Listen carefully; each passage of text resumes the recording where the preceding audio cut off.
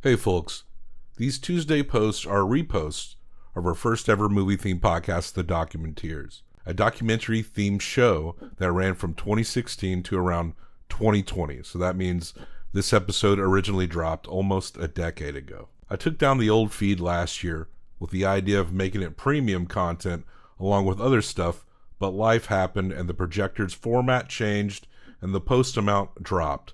Though we are still doing projectors episodes when we're ready to discuss a chunk of films, but not as consistently as we were. I haven't heard these Documenteers episodes in a while. What I have heard back, I admit I cringe at myself a bit, but anything I do I will absolutely hate later on. It's just how it is for me. The Documenteers was pretty goofy and featured rotating secondary hosts. It did make its connections with people and remains our most well-known podcast to date. So maybe you're listening for the first time, or for the first time in a long time. Welcome. These Documenteers episodes will also be thrown onto YouTube for the first time. But it will be a static image because it was only a podcast. But you can also go to YouTube to listen to these as they drop. There are almost 200 episodes total, so these weekly reposts will be continuing for a while. We hope you like them and see how we've changed over the years. I know I certainly have, so let's get into the episode so you can hear me embarrass myself. Keep on docking. Keep on docking in the free world, as Neil Young once said when he was hosting a dinner party and everyone sat down to watch Super Size Me. This is the Documenteers podcast, where we discuss and review documentaries. Our show with you today, we're getting back into the 30 for 30 side of things. Drew is with me, and we will be discussing the film Muhammad and Larry by Albert Maysles and Bradley Kaplan. Now, Muhammad Ali, he'll always be immortal in our hearts, but he did lose some fights. And this is about a fight he lost fairly badly. It tells you that up top if you don't already know the story. Check out this film, and directed by Albert Maysles, one half of the Maysles brothers who have provided legendary works in the documentary field. More on that within the episode. There is a mix on atracks.com created by Dr. Eugene Fudge. You can look him up on there. Regarding this film, Muhammad and Larry, it's a nice blend of R&B, funk, soul, some golden age rap. One of my favorite mixes so far. And all these songs take place around the time that this film originally took place, 1980. Late 70s, early 80s R&B, waiting on a 10-track playlist for you at atracks.com. Just look up Dr. Eugene Fudge. Inspired, of course, by the documentaries we watch and our shows about the documentaries we watch. I've been told by a few people that their reviews are not showing up in iTunes, and I'm not sure what goes on there. I think things kind of go into a review status. If anyone wrote some hardcore Werner Herzog erotica, I don't know. Maybe we'll never see it. But maybe try again, or maybe it'll show up. Nonetheless, thank you so much for your support. And it's very nice, and it is appreciated. But yeah, if you have not done so, give us 5 stars on iTunes and any other podcast player you use. And that's really all we need, folks, to move this forward and build an audience. Help some brothers and a sister out. And now on to this film by the legendary Albert Maysles and Bradley Kaplan, 30 for 30s, Muhammad and Larry. Now, here is a motion picture film, 1,000 feet. 16,000 separate photographs. Let's tidy up this tangle of film by putting it on a reel.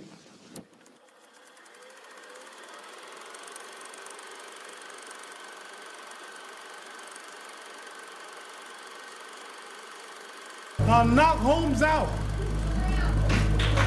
He don't stand a chance.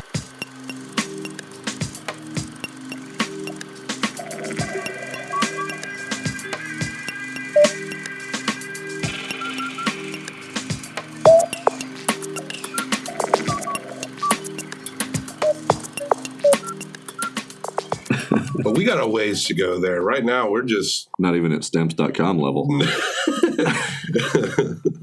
MailChimp. We're not even at MailChimp. Oh, what's up, Docs?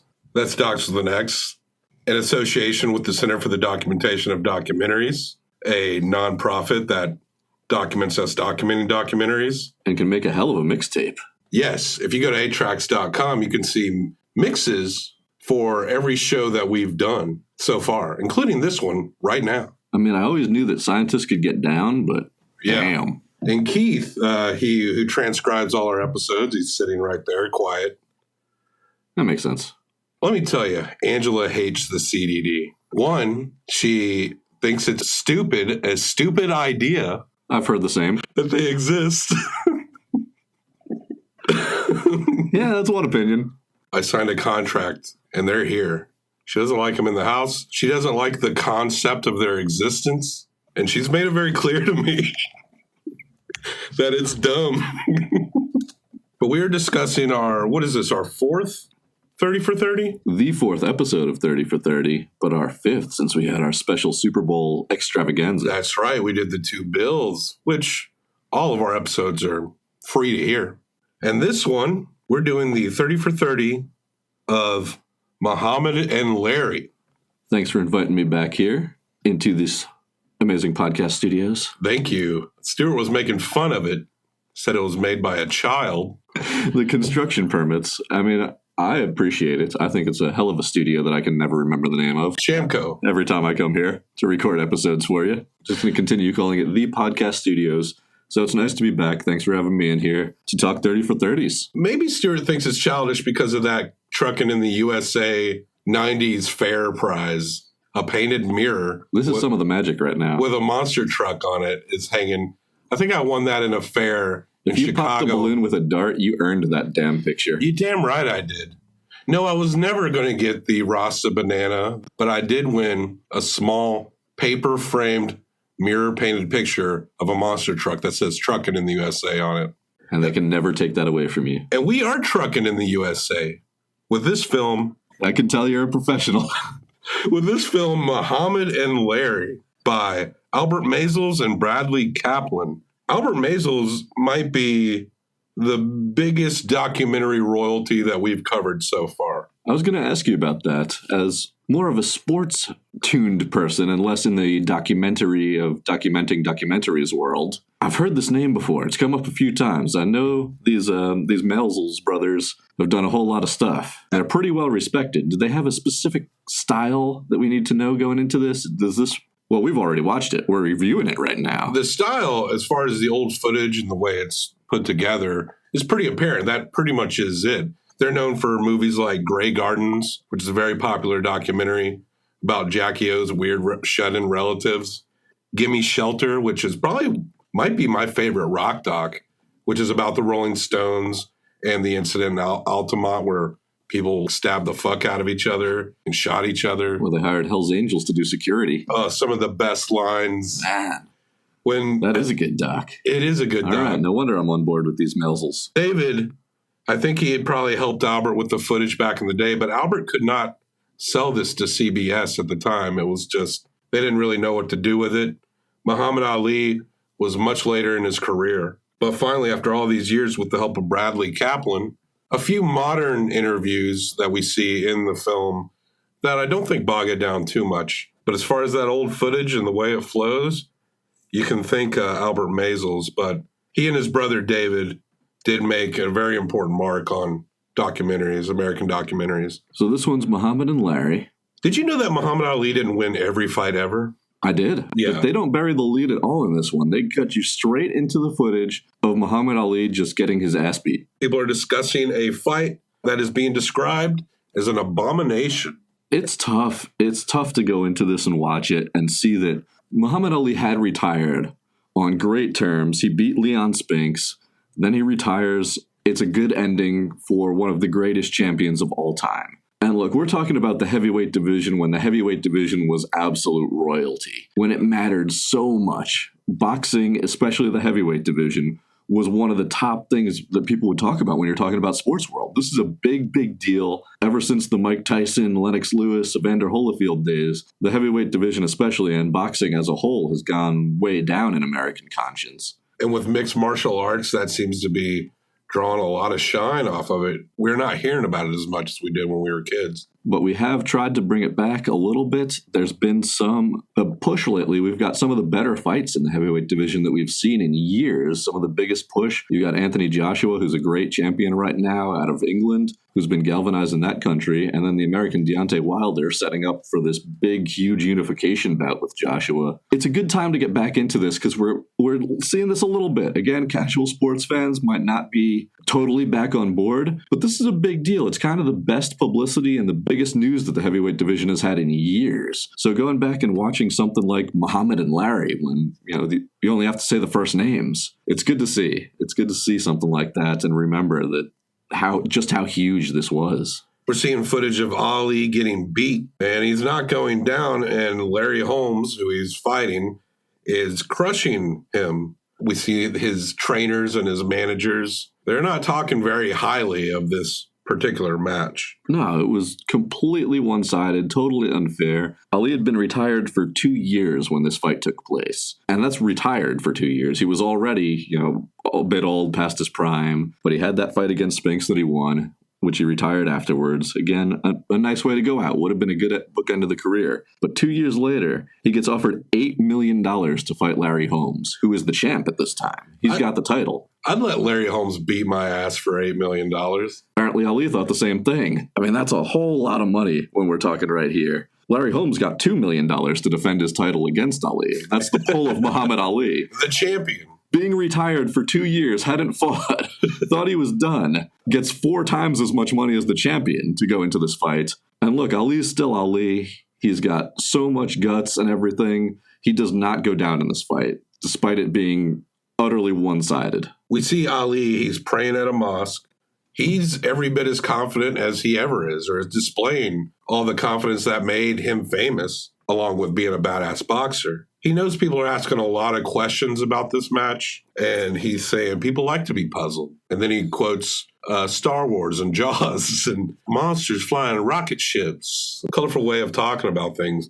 But we also see that Ali, a lot of the footage we see of Ali is in his prime. When we're looking at the history and what he stood up against, we're seeing a young Ali who can be really frustrating in the ring. What Maisels captures here, when we see him on a personal, a little bit quieter level, at least for Ali, is that he's not looking as prime. He's definitely older. And you can kind of tell that in his 2 years of retirement, that as far as at least for boxers go, he's looking a little softer than what we're used to. I feel like we should say first that the way they do this is they go right into the fight at the beginning of the documentary. Right. And show Holmes just pounding on Ali for a while. And that they were friendly. They knew each other. Larry Holmes was a sparring partner early in his career. And Larry wanted to stop this fight multiple times, but Ali wouldn't go down. Larry was begging for a TKO. And the big unspoken thing that you're thinking while you're watching this is knowing later in life, brain damage. And you're watching Ali just take hit after hit after he'd been retired for 2 years.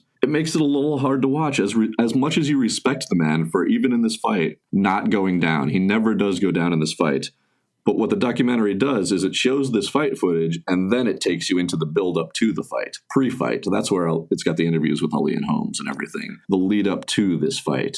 But they already spoil the ending. Ali beats Leon Spinks on September 15th, 1978. You mentioned Spinks earlier. It's a rematch at the Superdome, and Ali had lost to him 7 months earlier. But he wins, and as you stated, Ali announces his retirement. Years later, Ali is offered gobs of money, $8 million to be exact, to fight Larry Holmes. It's 2 years after that fight. We see a camp.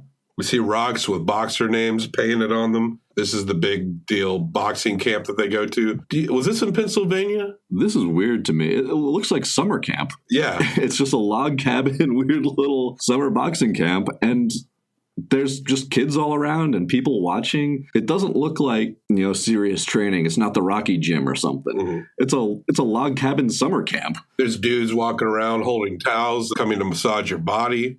Yeah, and a ton of little white kids just sitting around watching. Yeah. Having a great time. Holmes trains in PA. We see him and his wife. They have an adorable kid. Our King's Ransom episode, I said that I was an above average sports fan. As we're going through these, and I'm realizing how little I know about a lot of stuff we're talking about, I think I might have to knock myself back down to average. Well, that's the point of the 30 for 30s also, is that they'll go into detail on a certain subject that most people might not have known. And that's what makes it so cool, is getting this in-depth thing on one certain story for an entire episode. And that, again, to me, that's kind of the point, is to bring to light some of the things around the story that people might not have gotten before, and realize what made the headline that every sports fan knows. The film is capturing Larry's personality very well, like straight off the top. Larry Holmes is not a guy that I had ever heard of before I watched this movie. I couldn't have told you that he was the champ in the early 80s and late 70s. I mean, I know who Muhammad Ali is. I know who Mike Tyson is in the classics like your Sugar Ray Leonard, George Foreman. But I could not have told you much about Larry Holmes. I would have thought that sounded like a boxer's name. I think the best I could have done was guess that he was a boxer. And I would say that this is kind of the best part of this documentary, and maybe even its main point, is that Larry Holmes was not just a boxer, he was a great boxer. He was a champion, and if he hadn't fought in the era of Muhammad Ali, he'd be remembered as one of those absolute greats. Where he is in Pennsylvania, he's an absolute legend. His name's on the signs, he was a big-time champion, but he did get this flack for beating the hell out of an old Muhammad Ali, who was absolutely universally beloved at this point in his career. And a lot is stated about how he's essentially in the shadows of Ali being a champion. He is champion, but everyone remembers Ali, who was before. And he's kind of looked at as someone who is definitely overlooked in boxing history by your average fans like myself, which is 100% true. But what about Leon Spinks? No one's talking about Leon either. He was champ for a minute. He was a good boxer too. But this is fun because it gets to show Larry Holmes' personality as well. We all know Muhammad Ali was this great showman and this huge personality. I mean, you're watching this and every word out of his mouth somehow sounds like a poem. I don't know how he does it, but every sentence he says has this cadence and flow to it and these real flowery metaphors. It sounds like a poem, everything he says. But Larry Holmes, he seems like a really fun guy too. Yeah, a very down-to-earth fellow as well. We see Ali training. He's sparring. One of his trainers, his last name was Spawn, I believe. He points out to Ali that he's getting hit a lot, or he's letting himself get hit a lot. He says, "Why are you getting hit so much?" And Ali says he wants to get used to being hit. June 9th, 1978, Caesar's Palace. Kid Norton versus Larry Holmes. Larry Holmes wins. Afterwards, or sometime afterwards, my timeline's a little confused right now, $2 million is offered to Larry Holmes for an Ali fight. Sylvester Stallone was there. I saw him in the audience. He also appeared in King's Ransom in the audience there. I have a feeling Sylvester Stallone is that's the name that's going to pop up a lot on our episode. You can tie these things together with some Sly. I think Sylvester Stallone is the thread that's sewing all these 30 for 30s together. Ooh, deep theory. I like this. I also liked our introduction to Larry Holmes, which is him chilling in his car, singing along to a song about himself. I'm going to play something for the company. Oh, yes, it's Larry Holmes, and the feeling's right. Oh, yes, it's Larry Holmes. Oh, what a fight. Larry Holmes likes listening to songs about Larry Holmes that are like Weird Al parodies. If people made a lot of songs about me, I'd probably listen to them too. Make people listen to them at least. You're saying you haven't written any already? About myself? Yeah, maybe to the tune of MacArthur Park or something. That's a good idea. I'm probably going to get started on that tonight. We see Holmes. He's building a home. He's making that money. Larry Holmes? What?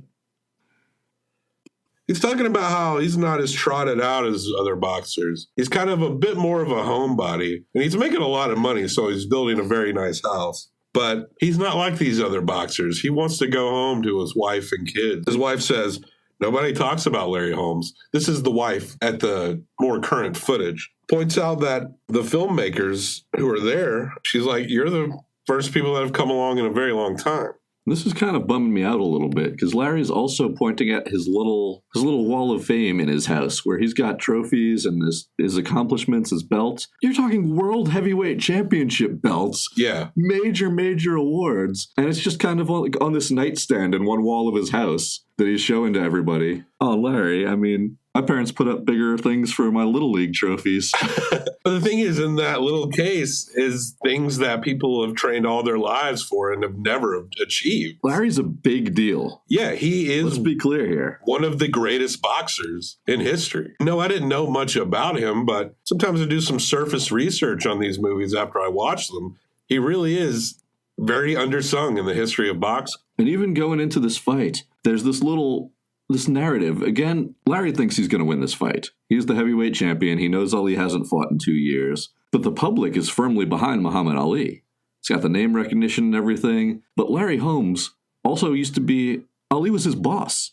Holmes was Ali's sparring partner. There's kind of this wanting to earn respect thing that Holmes has. It's coming from a very deep-rooted place. He wasn't expected to go that way. He didn't have the publicity. He didn't have the push. Now he's got the title belt, and again, he's making a quarter of the payday, as Ali is. He wants to win this fight. They were friends, but he wants to beat Ali also. He's a boxer. That's what they do. It's really something to prove for himself. What's so great about this documentary is where we get to see just all this behind the scenes of Muhammad Ali. Because again, everything he says seems like a poem. He's entertaining. He's always on. This guy is always on. Today, he would probably be the best rapper in the world. Yeah. Just everything he says comes out of his mouth with his entertainment value. He's doing card tricks with the kids at this little boxing summer camp thing where he trains. He's just always entertaining somehow. He's signing every autograph he possibly can, showing him magic, just going on and on. Whenever anybody asks him anything, it'll turn into this free-flowing statement. Yeah, he is like this almost old school rapper. At the time, maybe Curtis Blow might have something to say about it, but at the time, he might have been the greatest rapper. He's a hell of an entertainer. We'll say that for sure. Every scene he's in, whether he's laying on his back getting a massage, which seemed to be an inordinate amount of the scenes, he's still just talking. He's funny, just always on. Must have been so difficult and so draining. I get tired just watching that, being entertaining your entire life. Ali does seem tired. What he's saying is classic Ali, but you could tell the look on his face seems like that his body is understanding his limitations. Larry, we see him also sing another song about himself. Oh, listen, people, I'm Larry Holmes. Let me tell you how I have grown. I could watch a whole hour and a half of Larry just singing songs about himself. Are these Larry Holmes songs anywhere online? We're going to need to look this one up later. Get a little mix CD. I hope the Center for Documenting whatevers that are making those mixtapes found some Larry Holmes songs on there. I'm sure Dr. Eugene Fudge is working real hard. Larry also, let's address this elephant in the room. Is Larry the inspiration for the Mike Tyson voice? I think that's just a voice that comes about when you've been punched a lot. Oh, is that how that works? Yeah, I think you just can't help it. Larry talks about his project home. It's not cut up into a footage of like little Larry. It's what I like is these interviews in this movie. There are people sitting in a room, the more modern context of people looking back. But a lot of the stuff, particularly that, that Maisel shot, is they're talking about themselves, but they're in motion in their environments. And I really appreciate that. He's talking about his project home. Claims there was no racism where he lived. Maybe, I don't know. It seems like the idea of any place not having racism is quite the daydream, but... Good for you, Larry. Something else that might have helped that is that he could probably kick the shit out of anyone who talked to him. That's true. No one was racist against you, Larry. The filmmakers talked to Drew Brown, and he is, I believe he's a trainer with Larry. And the dude is not into being filmed. He's very wary of the filmmakers asking questions, and he's asking about how these two boxers feel about each other and what does Larry think about Muhammad Ali. And he's like, I hope you're enjoying yourself. They hate each other. Isn't that what you want to hear? He's talking to the camera, but he has this look like, I just wish you'd go the fuck away. Yeah, who was this guy getting all worked up over this? Larry seemed perfectly happy to talk as much as he could about this. I guess he's just maybe resentful in a way. Who knows? Because Larry's getting put down, and he's a guy that he knows works his ass off to be where he is, just like every other great boxer has. And like you said earlier, seems like just a real genuine guy. Maybe he felt like he was defending Larry in that moment. I like another theory that we get thrown in this documentary, where they mention that one of the big parts of having this fight in the first place might have been that it was a little bit of a Vegas scam going on. Oh, yeah? The fight takes place at Caesar's Palace, and everybody in the know, even watching Ali train and bluster and everything, they know he's a bit old, and he's fighting Larry Holmes, who's in his prime as the champ right now. But if you're betting this fight, who's not betting for Muhammad Ali? He's, again, this People part of his career, early in his career, he was super divisive. But at this point, late in his career, he's almost universally beloved. Pretty much the greatest boxer of all time. And he's coming out of retirement off of a win. everybody's betting Muhammad Ali at this fight. Except for maybe those who really understand the nature of the sport of boxing. But yeah, other than those people, everyone seems to be really gunning for Ali to win. And they make a quick mention of that at Caesars, that they're taking in so many more bets on Muhammad Ali. They have an usher who's interviewed in this who says, yeah, who would bet against Muhammad Ali? Like, you'd have to be a real asshole to bet against Muhammad Ali right now, just because of the story, not even thinking about the actual competition on the line. He did lose. Vegas rakes it in here. Well, he did lose to Leon Spinks once. That's how they got the rematch for him to get his title back. Everyone just loves Ali, and that's the point. And he's coming back when they all thought they'd never have a chance to see him again. And a lot of people at this time have been around to see the civil rights movements and things changing over the years, and knowing what Ali represented to that. For him to win would validate all the hard work that a lot of people put in over the years in terms of where this country would go. But Ali... Not the way the fight goes. Not at all. Ali's at the camp. He's talking to the kids. The kids love Ali. And he's showing off his great personality. He's a master entertainer. These kids love Ali almost as much as they love short shorts and high socks. Ain't nothing but a clown with my crown, says Ali, and he gets the room a-rolling. The best entertainer in boxing history has got to be this guy. I don't know how witty Jack Dempsey was, but there was just not a lot of film cameras around when he was kicking it. I don't think he was rhyming like this. But they capture both personalities so well. We already knew about Ali's personality, but Larry's is, I feel like, right up there. I'll never forget him watching this movie and what type of person he is. He's got a little bit of ego, as you would being a champion, but he's also seems to be such an easygoing guy. Ali's doctor is discussing the declining symptoms of Ali, the things that are going to get in the way of him being very effective in a boxing match. Ali goes to the Mayo Clinic for evaluation. Apparently, he couldn't quite touch his nose. His reflexes have slowed down. And these are common side effects of a boxing career. But you'll always have the state of Nevada, Drew, to declare you fit to fight. And this is the part that's hard to watch, again, knowing what we know now about what ended Ali's life in his later years. You're just seeing this right at the beginning. They're saying it, we're doing tests, and it looks like you're slowing down a little bit. And then he goes and fights Larry Holmes. People are being very optimistic. Like you said, the fans are loving it. But people are also kind of dissing Larry because that's how people are. You can't love something. You have to put something else down. Can't just love. But if you want Ali to win, that means you want Larry to lose. If they'd listen to the Larry Holmes songs, they'd be a little bit more on his side, I think. Yeah, totally. Larry's Night? Is that what it was? Oh, Larry's Night.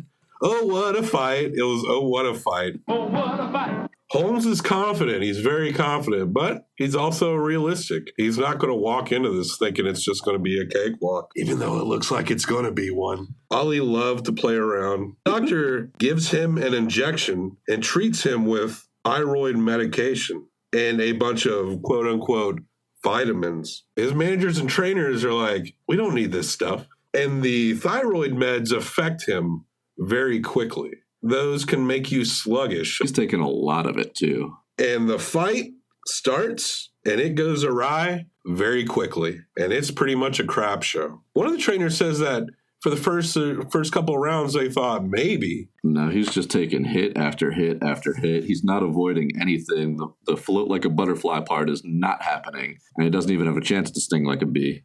He's just getting hit, and he's defending, but he's not going down. No, he never goes down. He wouldn't quit.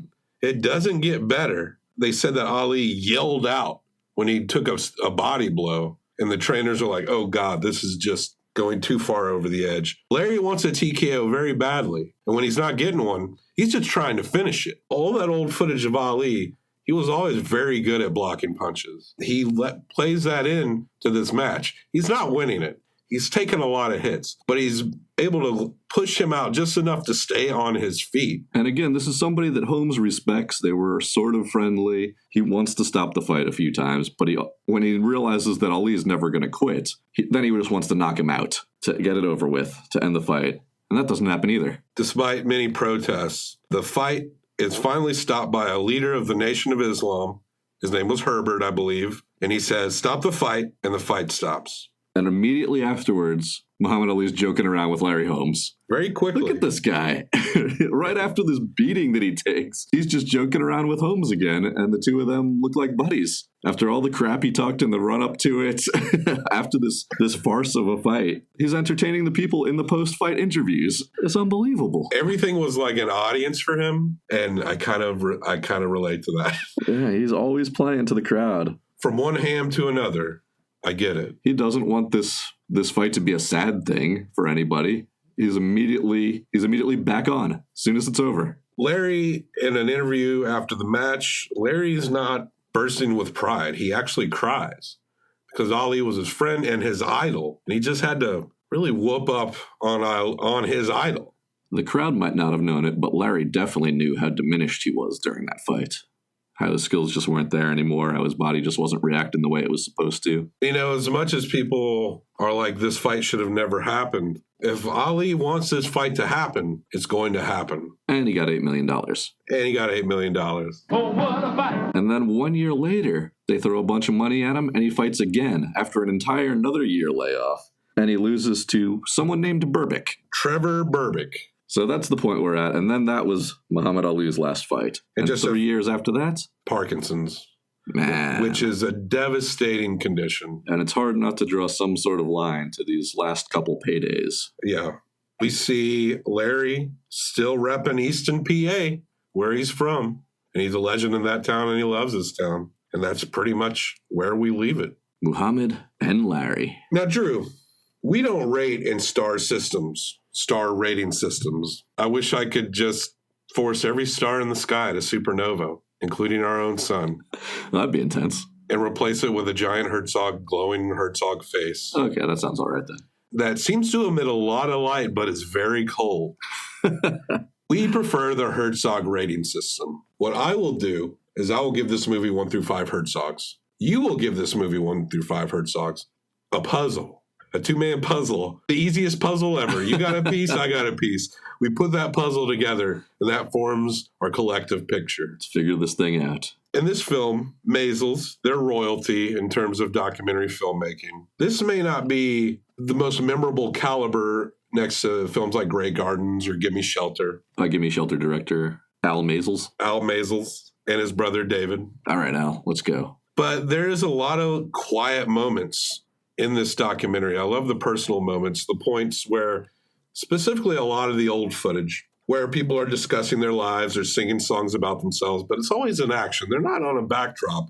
You see Larry when he's talking about Larry, young Larry anyway, and even older Larry too. We see some of the old trainers sitting in front of a backdrop. But Larry today and Larry then, he's Larry about his town, all around Easton, PA. And there's something just, for me, a little more powerful about the actions of people talking about themselves, because they're discussing themselves. And at the same time, you're seeing where they come from and what they represent and how much they care about where they are and what they're saying. You put this all together. And of course, we actually get a few quiet moments with Ali when he's training. You really get to see his expressions. And it's so interesting watching the doubt on his face, but the confidence in his voice. And you got to see not only the personality of Ali that we all loved and still love to this day. You see what makes him a legend, but you also get genuine personality from Larry Holmes, one of the most overlooked boxers next to Leon Spinks. Now, I've gone kind of up and down in my ratings on this. I think it's a very good documentary. One of those documentaries that can be very objectively appreciated by those who are not really deep into the boxing world. I got to go pretty high. I'm not going to say it's perfect, but I'm going to go pretty damn high. Ooh, you like these Maisels guys. I like these Maisels guys. I like that classic feel that they bring. And it may seem like a trope today, but it was a lot of stuff and a lot of the way they transition and added things together. They are pioneers of, we see a lot of docs that rip these guys off. I'm going to give this movie 4.75 Herzogs. That's 4 3/4 Herzog. You're just shaving a little bit off the perfect. Just a little bit. Now, Drew, you've heard my hot take. What's your hot take? It's really hot. I don't know if you can handle it. we're going to disagree a little bit on this one. There are a whole lot of things in this documentary that I absolutely love. I'm going to right off the bat give it one full Herzog already, just for having access to all this great video of behind-the-scenes Muhammad Ali. Just Muhammad Ali being Muhammad Ali is something that I would watch. Guaranteed, no doubt, anytime. Turn that on the TV and there's Muhammad Ali being Muhammad Ali. I'm already entertained. This guy is just so wild, his personality, and the way that he said it before, but he's just always on. He's always entertaining. He's always making it fun to be around. And the way he talks, just everything about him is entertaining to watch. So that's already great. And they have access to a lot of that here. There's a lot of stuff that you were not really seeing anywhere else. It's not highlight film type of stuff. It's behind the scenes Ali. And it's definitely interesting and it's definitely fun to watch. So I'm a big fan of that. I'm also going to already give it another half a Herzog for how entertaining Larry is. You're stacked up against Muhammad Ali. That's kind of the point here, is that this guy is an entertaining boxer. He's a great boxer. But on both of those levels, he never quite hits the same heights as a guy like Muhammad Ali. So it's a little bit easier to forget him in these kind of mists of history here. But he shouldn't be. He was absolutely great in his own right. If you're a boxing fan, you know the name Larry Holmes, just on his talents alone. But I did not know the personality of Larry Holmes. And it was real fun getting to watch him at home, again, just going through his stuff. Always had a smile on his face. Was also really entertaining, but not Ali. That being said, I did have one big problem with this documentary, and that was throughout pretty much the whole thing, especially when it's nearing its end. I'm kind of wondering what the point is, where they were trying to go with this. Was it to humanize Larry Holmes and kind of bring him into the spotlight a little bit? Was it to make you feel kind of sad for Muhammad Ali in this way that they never come out and say it, but they real kind of lay it on thick that you feel like he was getting exploited by the people around him at the end. You know, throwing the money at him, making him get into the ring 2 more times after that retirement, after the Spinks fight, when it obviously seems to be against his own personal best interests. Again, no one was holding a gun to his head. He seemed to be perfectly happy to do it himself. But it definitely feels like they're laying that on there to make you get the idea that he was kind of being used a little bit for the glorification and the financial windfall of everyone else who was around him at the detriment of his own health. And it turned out later in life, although he ended up being an incredible inspiration for many, many years after the Parkinson diagnosis.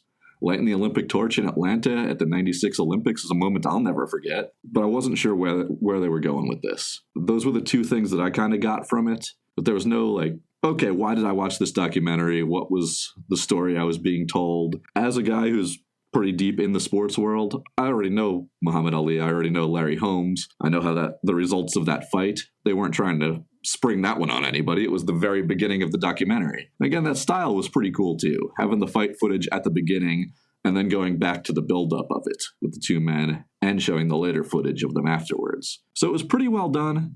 It had that great entertainment factor of 2 good personalities, but I never really felt grabbed or attached to the story. Wasn't really sure where the story was in this one. So I'm going to go with 2.5 total Herzogs. Ooh. I think if you are a big boxing fan, watching this, it might just be a lot of, okay, that was fine. I think it can be an illuminating film for people who understand the nature of Ali, but no one ever imagines Ali getting his ass beat. There are a lot of people out here that don't know this story, but I think they would get a lot more mileage out of it than those who are well-versed in the story and really don't want to hear it again. Well, it's a tough fight to watch, for sure. Absolutely. That footage, again, Ali, everybody loves him, and he is taking a beating. So, yeah, we got a nice little split here. Good. You're going to have to do some math on this one. Good.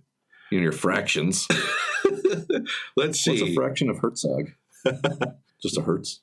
I gave it 4.75. You gave it 4.5. I did not. You gave it 2.5. So usually I'm faking being bad at this math. I might need a second because I'm literally bad at math. Let's see. Bring it on home, man. That would make it 7.25.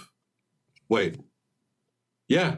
7.25. 7.25 out of 10. This ain't no math podcast. I don't have the excuse of being a boxer for being slow on that uptake. Muhammad and Larry by Albert Maysles and Bradley Kaplan.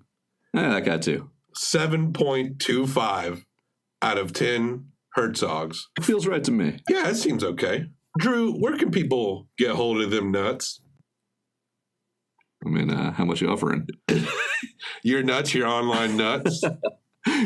You can listen to myself, my co-host Dave, on Walk It Off on WXNA right here in Nashville, 101.5 FM, every Sunday night sports talk, or just check it out anytime online at WXNAFM.org, or get in touch with us personally on any of your social medias at Walk It Off Radio. Hell except yeah. Snapchat. I don't know how to use that shit. It's like a bunch of bros just hanging around talking about sports. Good times, Documenteer.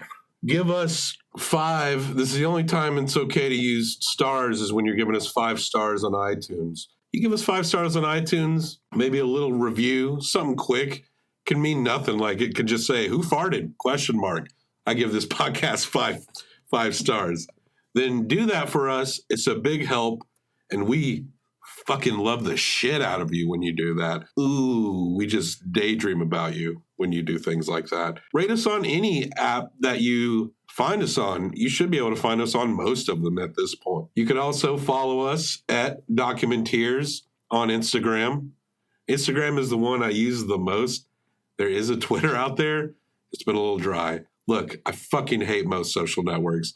I feel like I'm just now hitting the stride with the Instagram. But if you want to find out basically anything about extra content we're doing or episodes before they come out, then follow us at Documenteers on Instagram for more. And if you have any suggestions or recommendations or long-winded praise, you can email us at documenteerspodcast@gmail.com. And we'd love to hear any documentary recommendations that you have. A few people have been reaching out to us and have been very nice to us, and we just want to say thank you very much. We love you. Or trying to fight you. They might be trying to fight me. I'll know that when someone wants to beat my ass, that we've really made it. I was going to say don't be old and get in a boxing ring, but if they're offering you $8 million, I kind of understand why they might be doing it. Yeah, let's go. Do it right now, today. Keep on docking.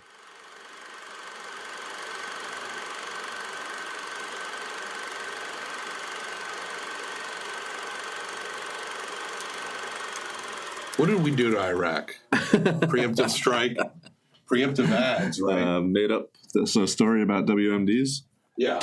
So we tell the world that we have, we try to start rumors that we have weapons of mass destruction. Yeah, and we will not give them up until Adam and Eve sponsors us so we can talk about dildos on air. Adam and Eve would be one I would accept heartily. I'd be real erotic I with. bet you'd accept that heartily. I'm going to play something for the company.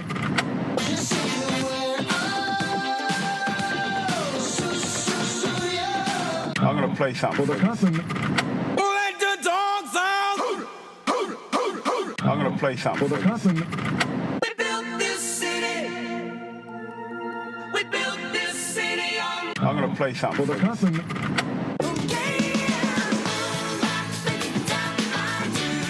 I'm going to play something for the company. Cut my life into pieces. This is my last resort. I'm going to play something for the company.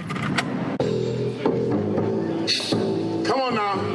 You gonna cross up when you go? Oh yes. How you doing? When the night have come, and the land is dark, and the moon is the only light we'll see.